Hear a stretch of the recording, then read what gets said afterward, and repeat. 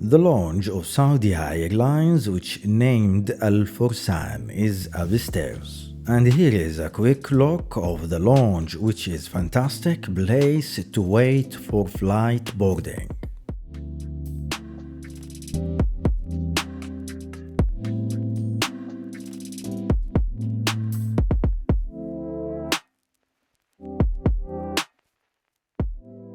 To join the lounge by traveling on business class or above, buying a ticket to access, or to be on the silver tier or above in Al-Fursan loyalty program.